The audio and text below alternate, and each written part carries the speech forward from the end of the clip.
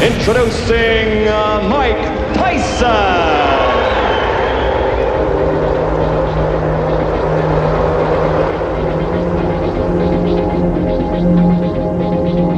I want a good, clean, hard fight.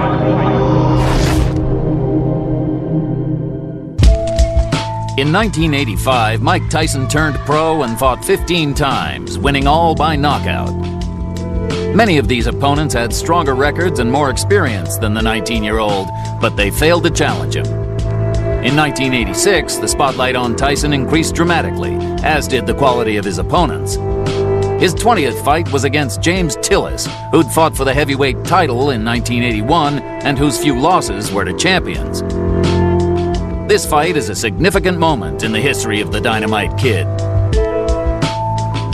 There's the man who'll fight him today, 28-year-old James "Quick" Tillis of Tulsa, Oklahoma. 31 wins, 8 losses, 24 knockouts, now unranked, but he fought Mike Weaver for the WBA heavyweight title in 1981, and 5 of his 8 losses were to fighters who won world championships. And now, here comes 19-year-old Mike Tyson as he emerges from his locker room and comes toward the ring. You will note one of the characteristics which sets Tyson apart. He wears no robe. He wears no socks with his boxing shoes. He says that makes him feel more like a warrior, more like a gladiator as he entered the ring. He'll be 20 years old on June 30, can eclipse Floyd Patterson as the youngest heavyweight champion of all time if he wins the title anytime before May 5, 1988. And there is already discussion behind the scenes in boxing of a possible match between Tyson and WBC heavyweight champ Trevor Berbick as early as December of this year. But first, he must get by this fight against James "Quick" Tillis. Promoters proudly presents the main event. 10 rounds of boxing in the heavyweight division. Your referee is Joe Cortez from New Jersey.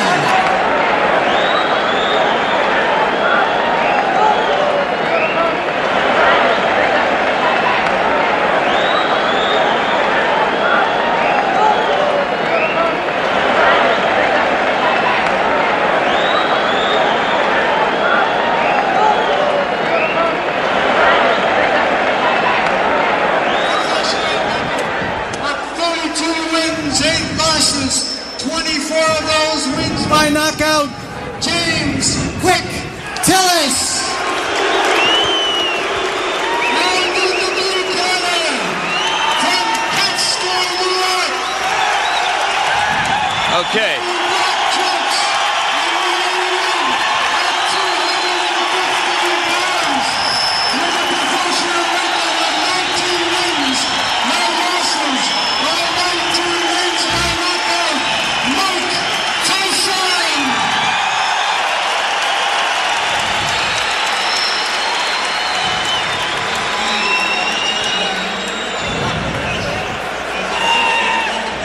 Back in Glens Falls, New York, as you look at the tale of the tape between these two heavyweights, the significant stat there, both fighters entered the ring somewhat lighter than in their more recent appearances. Tyson, in his last fight against Steve Zowski, was over 220 pounds, today at 215.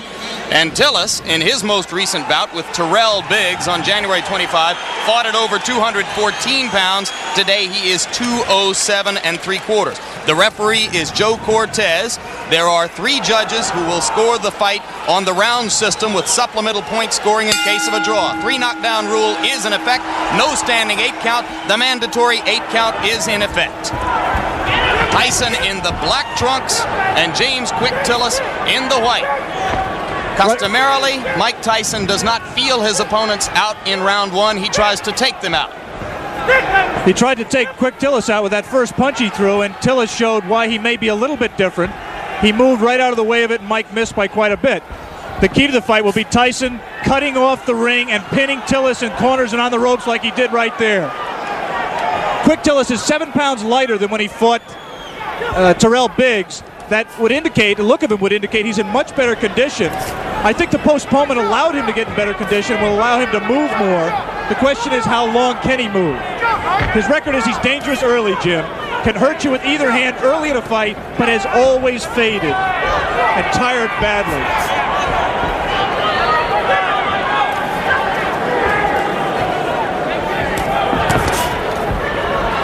Tillis delivering the left jab and following with the right. He is not running away from Tyson, and Tyson goes to work on the body.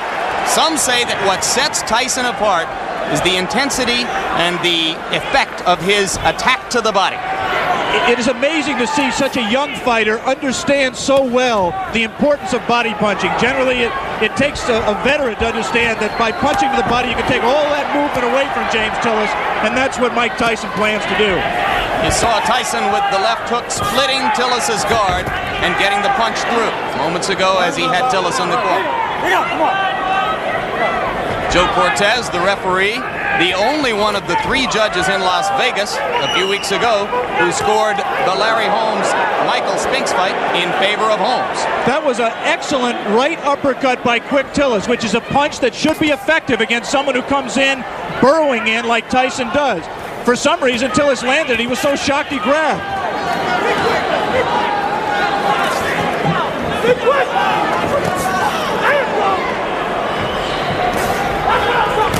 Quick Tillis cannot, in my opinion, win a decision in this fight, Jim. He has to try to take Tyson out while he's fresh. You see that Tillis grabs Tyson behind the head when he ties a fighter up. He customarily does it by tying them up behind the head.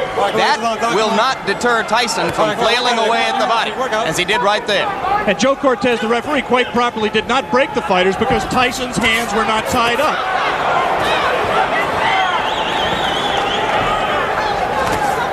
Again, the right uppercut just missed that time by Tillis. Late in round 1. A round in which Tillis has not acquitted himself too badly, as he has managed to stay away from Tyson's thunderbolts, although he just took a right hand.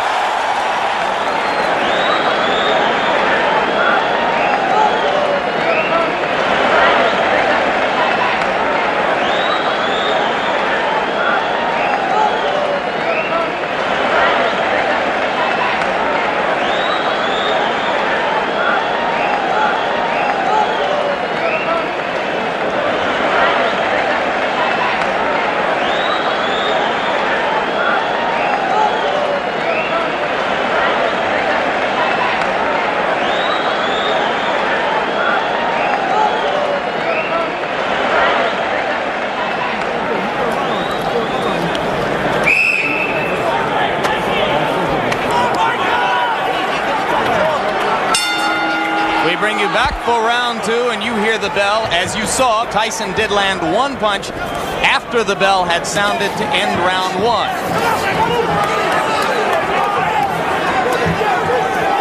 Most people in boxing, if they're looking for a way to beat Mike Tyson, believe it will be done by a fighter who is able to move and punch effectively on the move, as Henry Tillman did in winning 2 fights from Tyson in the Olympic trials as amateurs. All right, bring out, clean. Come on. Tyson just landed 2 solid left hands.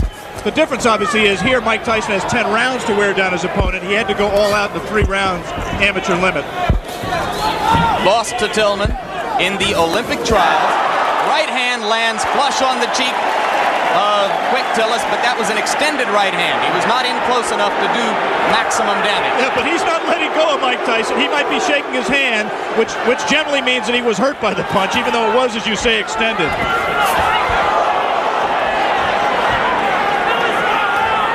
Simply a matter here of Tyson finding the range. He can't be too far outside, but he can't cut so close that he allows Tillis to grab him, as Tillis will always do when Mike lets him.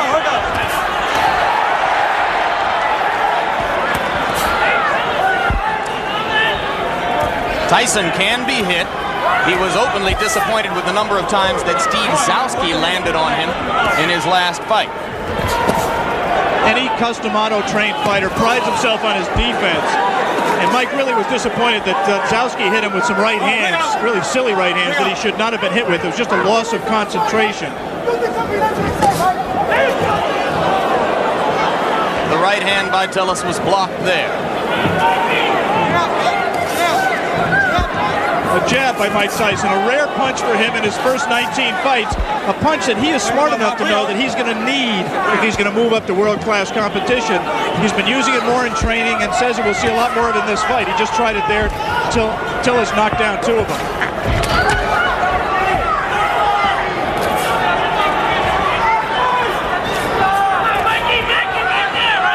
Good head movement by Tyson coming in. For the moment, Tyson is not nearly as busy as he has been in some of his previous fights against much lesser opponents. No doubt a sign of the respect that he must have for a fighter of Tillis' experience. There's the punch that, in my opinion, is going to win the fight for Tyson. It's that right hand to the body. He won't knock Tillis out with it, but he will wear him down and bring his hands down so he can land punches to the head. He got him with the left. And you saw Tillis staggering backward momentarily.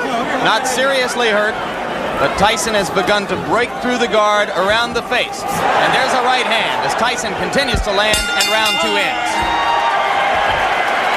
Okay.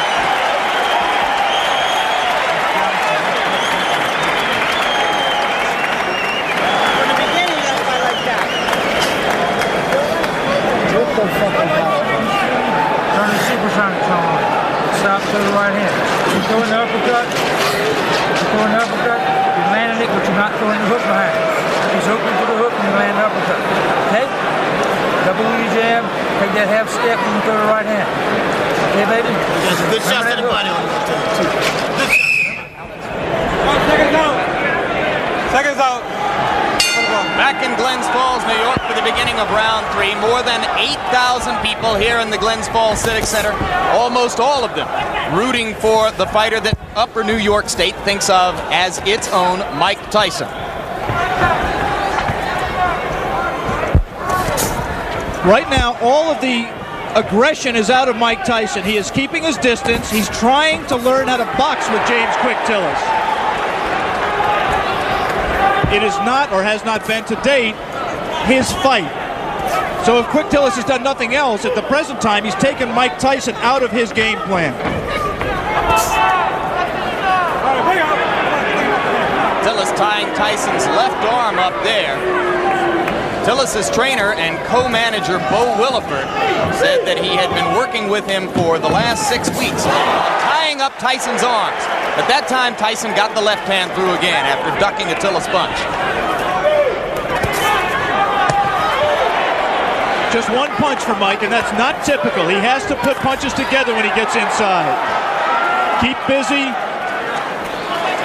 Outstrength Tillis on the inside and let his hands go. He is being considerably more careful than in his previous 19 appearances. Remember against Jesse Ferguson, look at the hand speed by Tyson. That's one of the things that's astonishing, to see a man of this size and this build with such quick hands.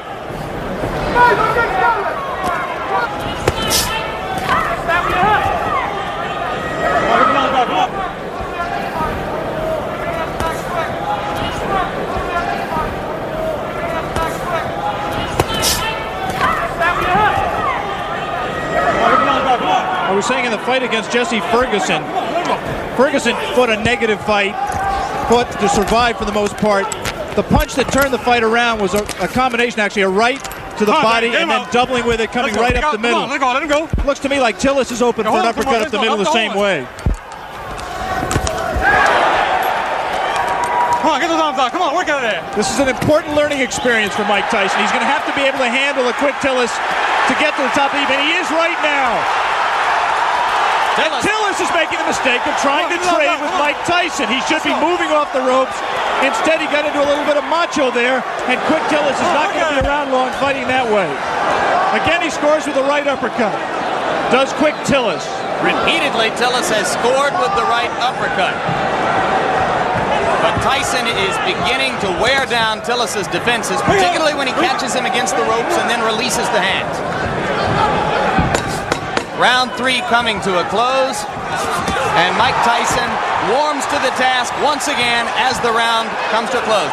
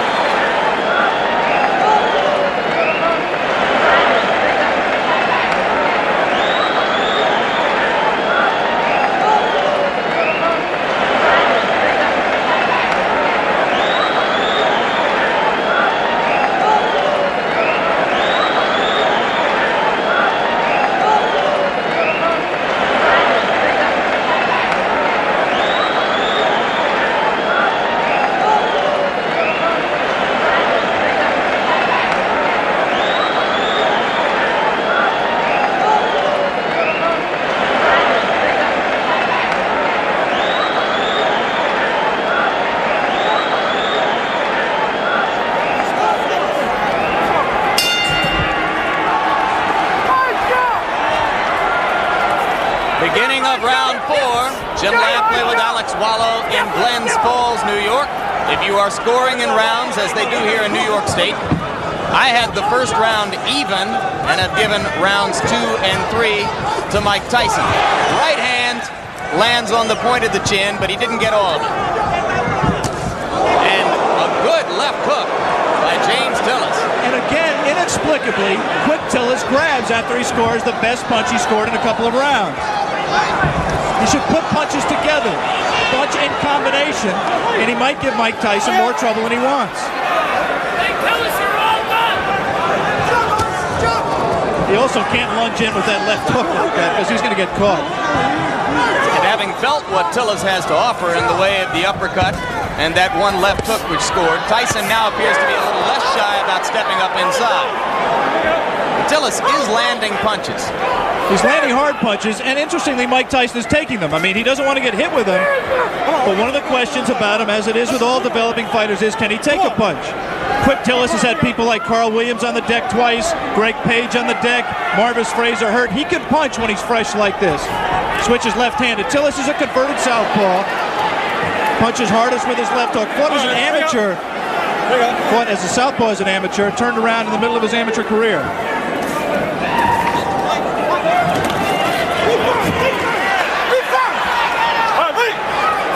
Both of those left hooks miss slightly for Tyson. Look how low he gets to duck under those punches. Extraordinary. Tillis could have butted him with his knee there. Right now, Mike Tyson is having problems solving James Quick Tillis. He doesn't really know, the things that work for him normally are not working for him, and he's going to have to go to things that are a little bit more sophisticated. He's going to have to cut the ring off better, and he's going to have to find the range better. He just can't walk inside and let Tillis tie him up like that. Has to let his hands be busier, and at the same time avoid getting hit himself. As for Tillis's chin, you might note that a long time ago in 1981, he went 15 rounds with the very dangerous puncher Mike Weaver, largely by staying away. But on the other hand, he suffered a technical knockout in the first round against Tim Witherspoon 2.5 years ago. You'd have to say that is a fluke, the loss to Witherspoon. Tillis claims he slipped on some water in the corner and was distracted before he got punched. Again, he lunges in and gets caught! The left hand drops Tillis onto the seat of his pants as round 4 is coming to a close. I'm not so sure that his right foot wasn't stepped on, causing that knockdown. There was definitely a punch, but I believe that Tillis's right foot was stepped on by Tyson at the moment the blow landed.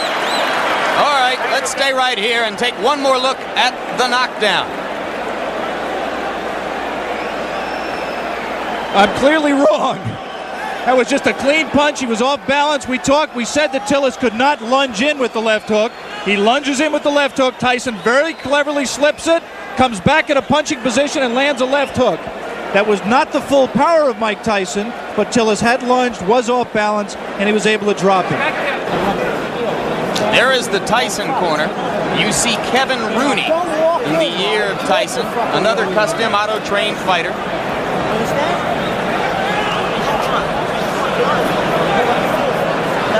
The longest Tyson bout was the fight against Jesse Ferguson. A TKO at 1 minute 19 seconds of the 6th round. Now round 5 begins here in Glens Falls.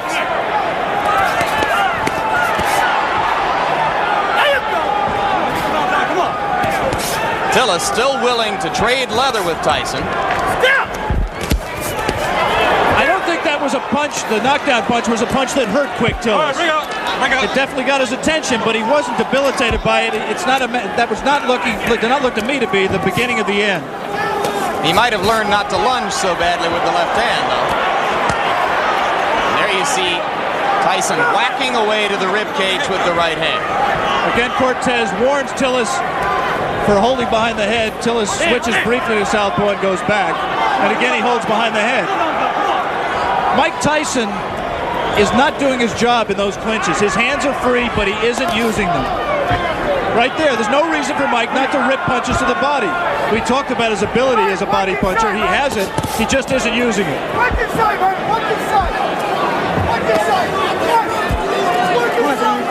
All right, bring up. Let's go, step back. Tillis turns away for a moment to spit, but so far he does not look hurt, as Alex pointed out. Looks rather fresh. Has had a tendency in the past to tire.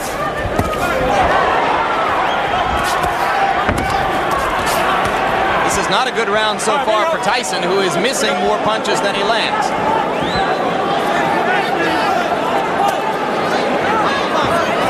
And again, not busy in the clinch. That's frankly astonishing, because the opportunity is there for him to do a lot of damage. There, he gave a half-hearted effort at that combination we talked about, the right to the body and the right uppercut, but he didn't land it. He did land punches at the end of the flurry. And that's what he has to do with Tillis. He has to keep punching. He's just letting isolated punches go. Like a single left hook, nothing behind it. He has to punch in combination to be effective. There's a great tendency here to compare Tyson to another young heavyweight, Olympic super heavyweight gold medalist Terrell Biggs. Tillis extended Biggs to the full 8 rounds, where Biggs got the decision, and that was on January 25. 2 good short chopping right hands by Tillis. Tyson waiting for Tillis to open up, and those 2 body punches did get Tillis' attention, and he grabs. Just the grimace on his face alone, I think, indicates that Quick Tillis was hurt by those 2 body punches. And the right hand got through the guard onto the cheek of Tillis, who looks a little the worse for wear now in the last minute of round 5. So after a slow first minute and a half in this round, Mike Tyson has reapplied the pressure. And if he's shown you one thing today, it is that he knows how to close out a round and leave an impression in the minds of the judges.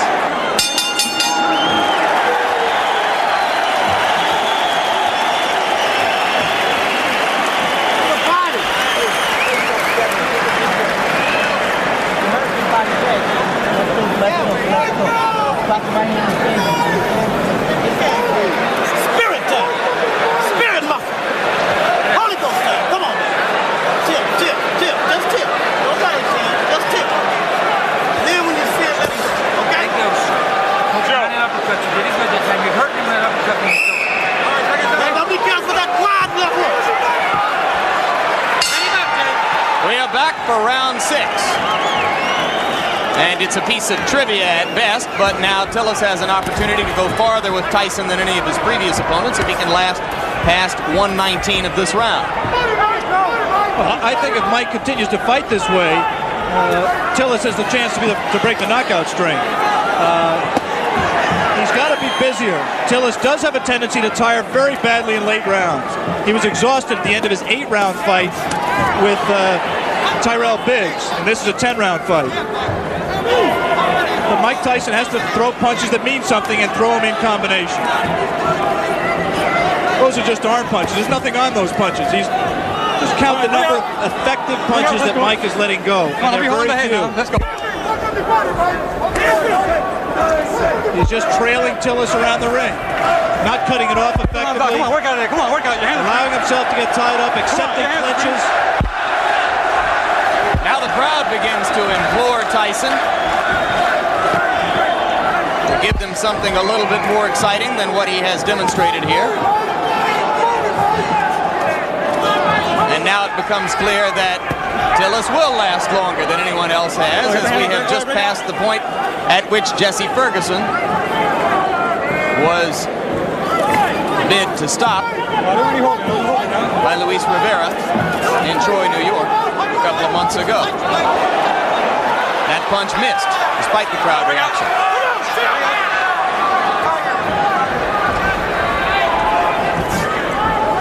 Since we are talking about the possibility of the fight going the distance, scoring at the halfway point, I've given Tyson 3 rounds, Tillis 1 round, and 1 round even. I did not score the 4th round, which is the round in which a knockdown, a 10-8 round for Tyson. I only gave it a 10-9 round for Tyson because of the fact that Tillis was dominating the round up to that point. The point system is, of course, supplemental only. The round system stands up unless there is a draw. Personally, Alex, I have it 4-0-1 for Tyson. I've not given Tillis a round. All right. Let's go. Come on, There's two ways of looking at what Mike is doing. One way is to say that he's pacing himself, he's waiting for the opening. The other way is to say that he's getting frustrated and getting taken out of his fight. There was moments ago a brief combination to the body of the kind of rapid-fire punching that you expect from Tyson, but that was one of a very few times, perhaps the only time in the bout when we've seen it. But again, he comes on at the end of the round. We are all the way through round 6. Mike Tyson and James Tillis.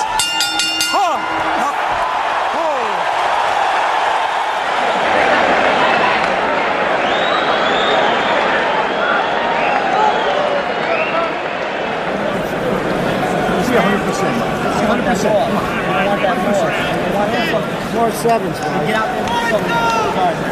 More sevens. 5, 6, 5, 6. Be first, be last, but be last. Okay, let's go, man. For the first time in a professional career, which began 13 months ago, Mike Tyson enters round 7. Another heavyweight. Tyson with the lead in the fight to this point over James Quick Tillis. But fighting a curiously docile fight so far. Not nearly as busy or as aggressive as we've seen him in his 19 previous outings, which resulted in 19 knockouts. He almost looks right here like he's waiting for Tillis to make the fight, to come to him. In case you've just joined us, it is Tillis, the fighting cowboy from Tulsa, Oklahoma, in the white trunks, Tyson in the black. Tyson co-managed by Jim Jacobs and Bill Caton. Tillis co-managed by Bo Williford and Gary Bentley. One curious thing that we learned before the fight about Tillis' condition, we said he's always tired late. Bo Williford and Gary Bentley found out after the Biggs fight, through the doctor's examination, that James Tillis has a number of allergies. Among them, allergic to milk, citrus, and wheat, which could make things difficult for a fighter who, on the day of a fight, eats wheat cakes, drinks milk, and orange juice. Let it go, come on, let it go, James. We have to assume that that was not his pre-fight meal today. He actually was eating mainly cranberry juice. But it has helped his stamina, and I think he also trained harder for this fight. He realizes this fight means everything to him. He has lost 4 of his last 5. And Bo Williford told me last night that if Tillis were to be knocked out today and wanted to continue as a fighter, he would do so without the help of Bo Williford. Yeah, this is career time for James Quick Tillis. Incidentally, if you're not a boxing fan and Tillis looks familiar to him, you may have seen him in the movie The Color Purple, where he had a brief part as Henry Buster Broadnax in the juke joint scenes. Spent 2.5 weeks with Steven Spielberg and crew in Los Angeles, where they called him Dark Gable. There's a right hand by Tyson. And the uppercut. Tillis is not noticeably hurt by that punch. But he's cut. There is blood above his left eye. Exactly right. Mike was a little bit extended with the punch, did not have the proper range for full power. Now he's at the right range, though. He lands something here. This is where he can be effective. Again, not punching at the body when Tillis grabs him behind the head. Tillis landed a left, didn't seem to faze Tyson at all. We will stay here between rounds, as it is Tillis who tries to flurry at the end of round 7, with the blood now seeping out from an apparent cut above the left eye. Bill Nunnery does the cuts for, well, actually Bo Williford is doing the cut himself right now. Doctor in looking at it. As we look at Tyson's corner, the action is in the opposite corner, right there where they are working on James Quick Tillis' left eye. Let's take a look back at the action from round number 7.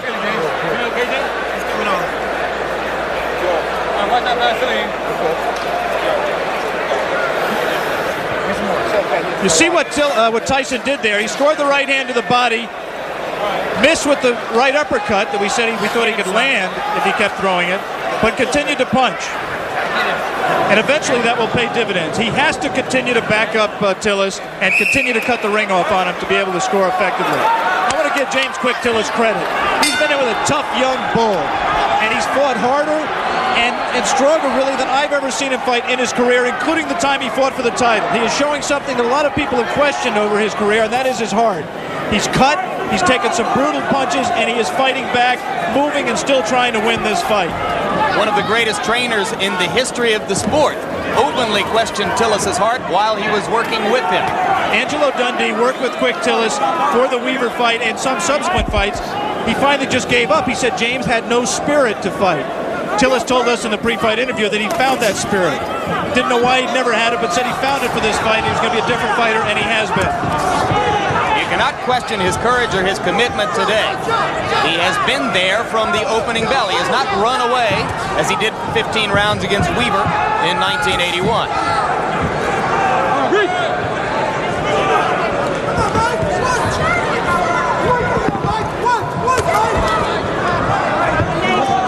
Tyson looped that right hand, and you have to wonder if perhaps Tyson is getting a bit anxious. We are into round 8. The knockout string has been a prominent part of the marketing and publicity which has surrounded Tyson's rise. It won't be quite the same if he's 20-0 with 19 knockouts. There's no question that up till now, if the fight continues this way and goes to a decision, Tyson, in my opinion, will win the decision, but the Mike Tyson mystique will suffer. He has not scored a knockout. He has not really hurt Quick Tillis, even though he has knocked him down and cut him. And he's let Tillis stay in the fight when other fighters, such as a Tyrell Biggs, really had Tillis out of the fight and in more trouble. In fairness to Tyson, we should repeat, Tillis appears to be in much better condition for this fight. Could that, in fact, Alex, be good for Mike Tyson? Yeah, I think ultimately you're exactly right, Jake.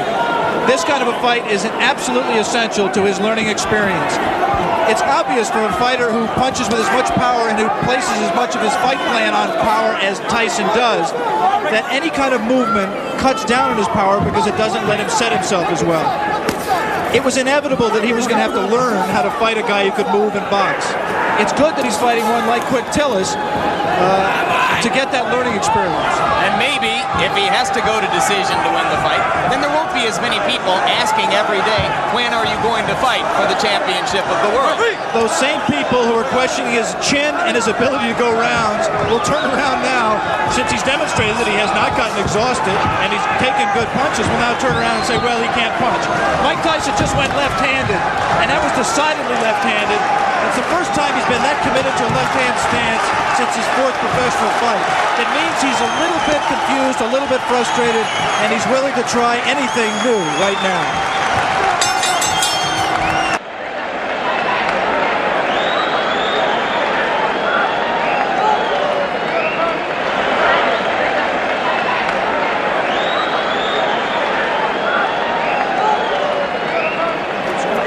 Fights off for grabs, man. Fights off for grabs right here. Come on, you gotta pull it on.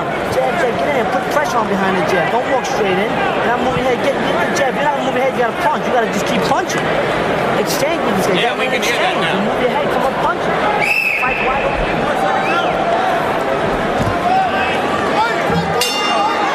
We are back in Glens Falls, New York.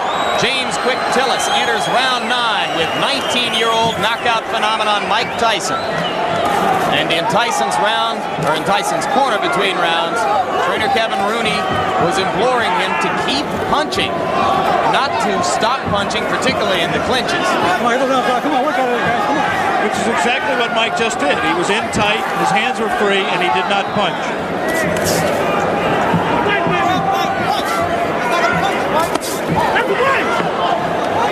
This Mike Tyson looks very much like the Mike Tyson who lost 2 close decisions to Henry Tillman in the heavyweight trials for the Olympic Games in 1984. He is confused by the movement. The movement does not allow him to hit a stationary target, and therefore he can't set himself as well. We have not seen the evidence of the jab that Mike Tyson said we would see. And Henry Tillman recently scored a first-round knockout over Bash Ali in a cruiserweight fight. Could he be, in his own way, Alex Wallow, progressing at just as impressive a rate as Tyson? Well, Henry Tillman was very impressive winning the North American Boxing Federation Cruiserweight title by scoring a sensational first-round knockout over Bash Ali, as you pointed out. It's difficult to judge. First of all, I haven't seen all of Henry Tillman's fights. And second of all, he hasn't fought in the same division as Mike. He's been fighting as a cruiserweight. There's not as much talent down there. It's difficult to say. I was very impressed with Tillman against Bash Ali. He will be inevitably a future opponent of Mike Tyson, as will Terrell Biggs and a number of other these young heavyweight prospects. Coming up immediately after this fight, our coverage of the Kentucky Derby, beginning of ABC Sports' run through the Triple Crown this spring. Right now we are in round 9. Mike Tyson well ahead in the scoring, or so we would judge it, against James Tillis, but looking for a knockout to keep his 19 knockout string alive. I'm not sure he is looking for a knockout, Jim. I mean, he certainly isn't fighting like someone who is. It's possible that, number one, he doesn't know how to knock Tillis out. Tillis has presented a problem to him in terms of power punching that he can't solve. But secondly, it's also possible that Mike Tyson is interested in how he is going to react to fighting rounds. He's heard all the doubters say he can't go 10 rounds or 15 rounds, and maybe he's in the back of his mind trying to find out exactly how he is going to respond in that kind of a fight that he is in no danger, in my opinion, of losing. Maybe in the front of his mind. 22 seconds remaining in round 9. More and more it looks as though Tillis is going to be able to go the distance. And Tyson again is not busy during the clinches when his hands are free and he has a chance to punch. Landed a right hand on Tillis' nose, but again from a long enough distance that it didn't damage Tillis.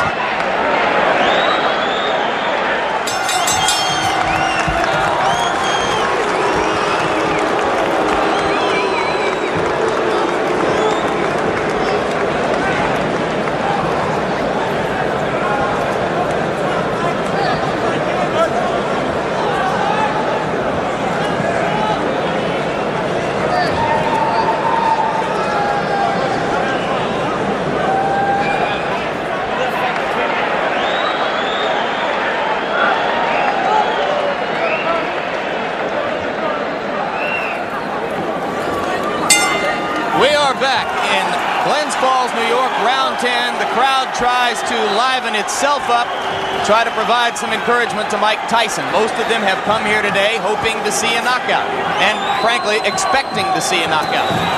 Tyson tries to deliver with the right hand and steps in and throws the left. Tillis again ties him up.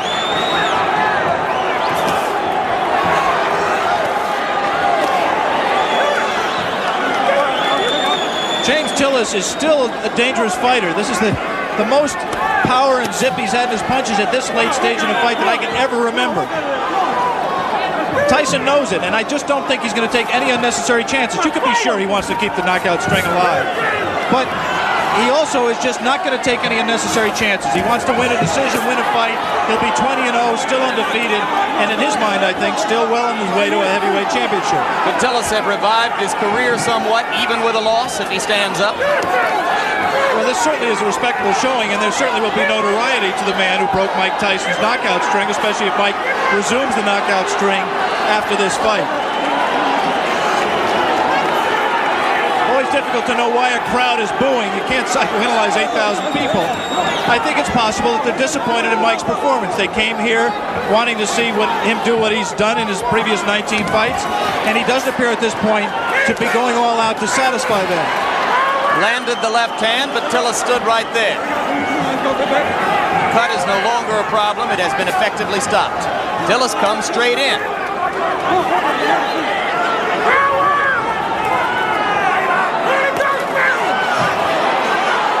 And now Tyson, one of the few times we've ever seen him swinging wildly.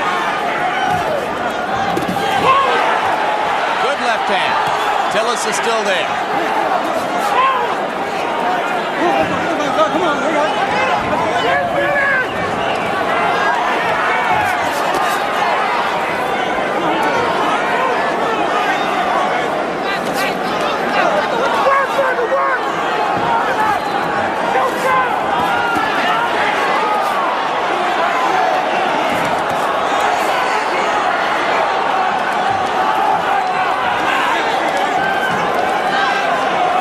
Well, there will be very little doubt about the decision here. The scoring might be slightly different in Tulsa, Oklahoma. Tillis continues to give a good account of himself. And backs Mike Tyson up onto the ropes, which is a first. A little of Tyson's own medicine. It will be interesting to see how Mike reacts to this. Closing with a flurry. The bell is going to sound.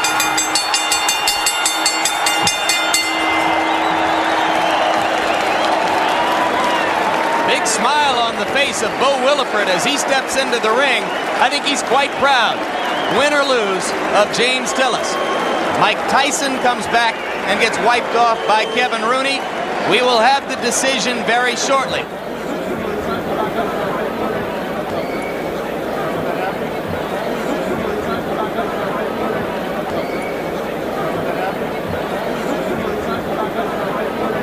In the middle of the ring announcer Paul LaFleur with the decision. Ladies and in this gentlemen, fight. here is the official score. Judge Bernie Friedkin scores it 6 rounds to 4. Judge Al Reed scores it 6 rounds to 4. Judge Tony Moretz scores it 8 rounds to 2. Still undefeated, Mike Tyson. So for 19-year-old Mike Tyson, moved the record now to 19, or make it 20 wins, no losses, 19 of them by knockout.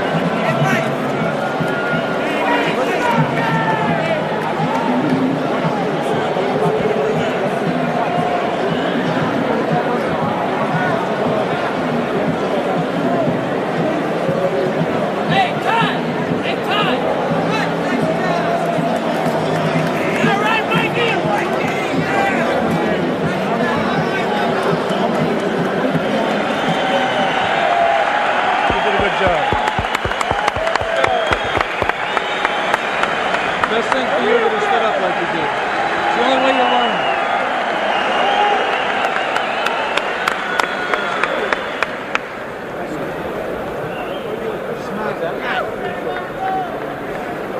Mike, your reaction to your performance? Well, I thought myself it was the best performance in the sense that I went 10 rounds and I don't feel tired at all. But I was just a little leery about going to 10 rounds. Even though I was sure I could go, but I just was a bit leery about going there. And now that I know I can go to 10 rounds, I fought a guy that people don't understand was up for this fight. To the best of his life, he was in the greatest shape of his life, and he was prepared to fight. Mike, my main criticism of your performance would be that you didn't put punches together like we've seen you do in the past. Was his movement a problem? No, it's not that the movement was a problem. It's just that I was a little leery about the rounds, and he was running.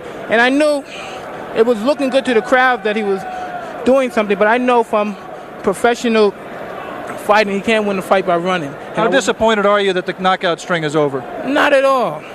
If anything, I feel relieved, and I'm confident if I wanted to, I could have knocked them out.